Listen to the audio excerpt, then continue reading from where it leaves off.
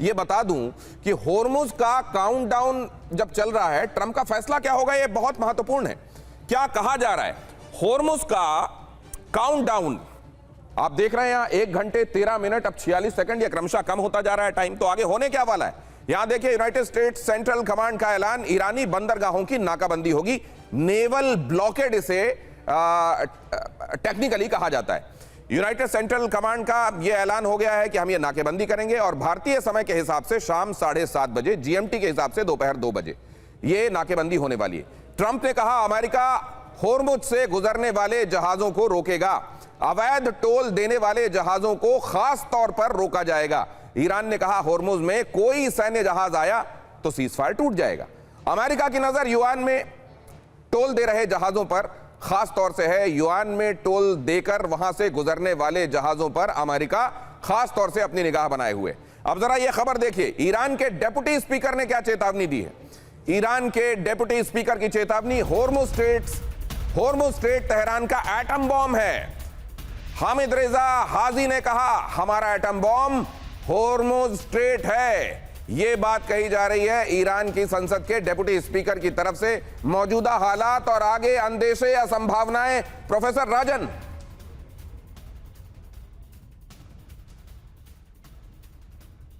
Professor राजन के पास जाना चाहता हूं। प्रोफेसर राजन, आपको क्या दिखाई दे रहा है?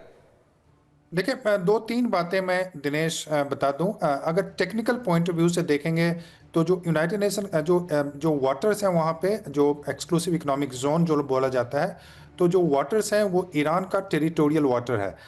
लेकिन उसमें एक क्लॉज आता है जो कि ट्रांजिट पैसेज के नाम से जाना जाता है। तो ट्रांजिट पैसेज के माध्यम से सारे शिप्स अभी तक आप देख रहे थे वहाँ पे फ्रीली, बिना किसी टोल के, बिना किसी टैक्स के वो जा रहे थे।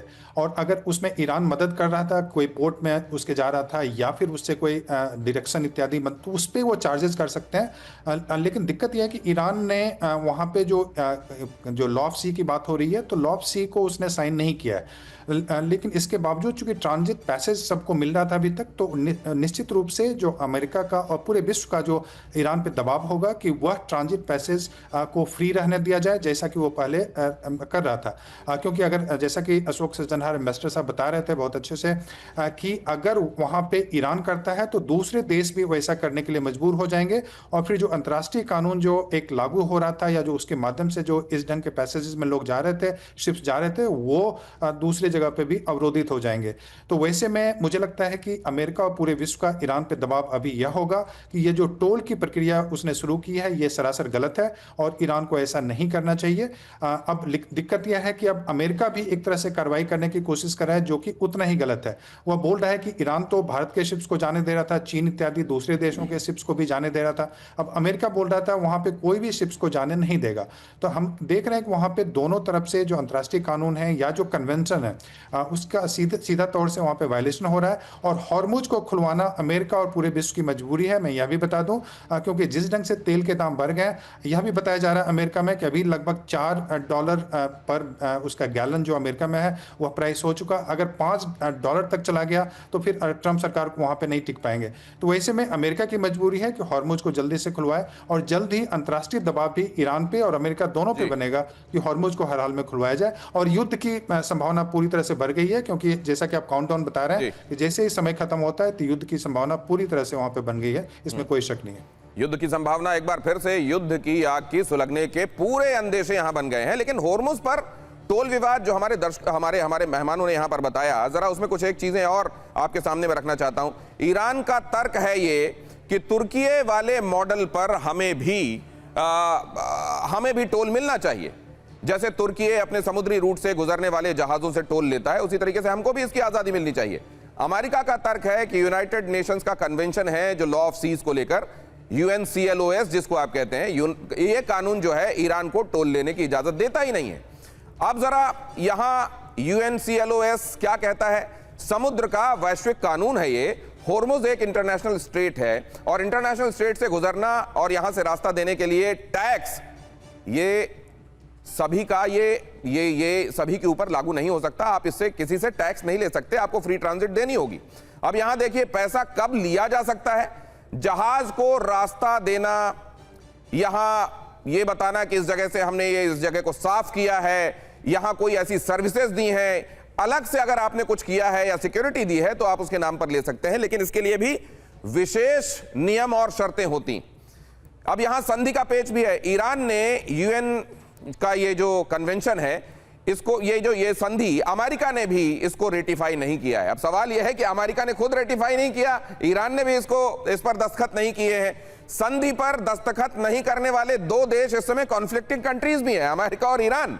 ये देखिए, यूएनसीएलओएस को अघोषित नियम का हवाला दे रहा है। अमेरिका कह रहा है कि एक तरीके से बगैर बताए गए यह नियम लागू है, अघोषित नियम है, तो फिर ईरान टोल क्यों लेगा? यूनाइटेड स्टेट्स ये बात कह रहा है। अब सवाल यह है कि इसमें कई जगहों पर कंफ्यूजन की कोई गुंजाइश है या चीजें बड़ी क्रिस्टल क्लियर हैं, कोई गुंजाइश नहीं, अपनी सुविधा के हिसाब से इसको इंटरप्रेट किया जा रहा है? सर देखिए दिनेश, इसमें गुंजाइश कोई नहीं है, सबको पता है कोई गुंजाइश नहीं है। ये वॉर की वजह से हुआ है, क्योंकि पहले 47 इयर्स तक चल रहा था। अगर आप लॉ ऑफ प्रेसिडेंस लेते हैं उसके हिसाब से इनको नहीं लेना है। और जो आर्टिकल 35C का आप जिक्र कर रहे थे, उसका ये मतलब अगर कोई कन्वेंशन पहले से प्री एग्जिस्ट करता है तो यूएन क्लॉज उसको डिनाई नहीं करता है, मतलब उसको अपने दायरे में नहीं लाता है। उस हिसाब से वो जो मॉन्ट्रॉक्स चल रहा है वो उस दायरे में पड़ता है। अच्छा, तो इसमें नहीं पड़ता टर्की वाला।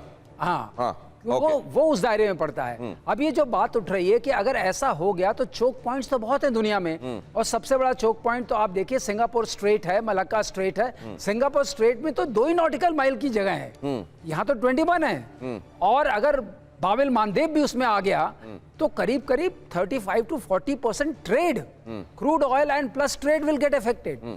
तो ये अपने आप में एक आर्थिक संकट, वैश्विक आर्थिक संकट क्रिएट करेगा।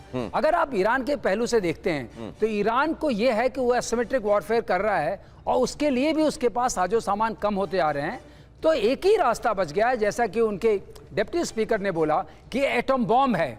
मतलब अब उन्होंने उसको रियलाइज किया कि हमारा सबसे बड़ा एटम बॉम्ब है, बिकॉज अगर इसको हम बंद करते हैं तो सारे देश प्रभाव डालेंगे प्रेसिडेंट ट्रंप के ऊपर। प्रेसिडेंट ट्रंप चूंकि महाशक्ति के नेता हैं और उन्होंने ये वॉर ऑफ चॉइस किया है जिसकी कोई जरूरत नहीं है, अपनी कॉन्स्टिट्यूएंसी को नहीं बेच पा रहे हैं। यहां तक उनको करना पड़ा है कि जो पोप लियो हैं उनकी भी वो भत्सना कर रहे हैं। बताइए, इसकी कोई जरूरत नहीं थी। तो अब एक संकट आ गया है, विश्व संकट है, इसको दूर करने का हम समझते हैं रास्ता वही पीस टॉक से गुजरता है, जिसके लिए नाटो कंट्रीज भी बहुत कोशिश कर रहे हैं। ऑस्ट्रेलिया तो कोशिश बहुत पहल कर चुका है। मतलब आप ये कह रहे हैं कि अमेरिका जो कर रहा है वो कर तो ठीक रहा है, लेकिन जो तरीका है वो गलत है? नहीं, अमेरिका ठीक नहीं कर रहा है, क्योंकि मैंने वही बोला ना, 2 wrongs don't make a right। वो गलत कर रहे हैं, इसका मतलब आप भी गलत करने लगे। ये कोई तरीका नहीं हुआ। आप महाशक्ति हैं तो महाशक्ति का प्रयोग महा रिस्पॉन्सिबिलिटी के साथ भी तो चलता है। आपकी रिस्पॉन्सिबिलिटी भी उतनी बड़ी है। अगर वो उतनी बड़ी रिस्पॉन्सिबिलिटी है तो आप उसको निभाइए, आप पता करिए कि इसका और क्या हल है।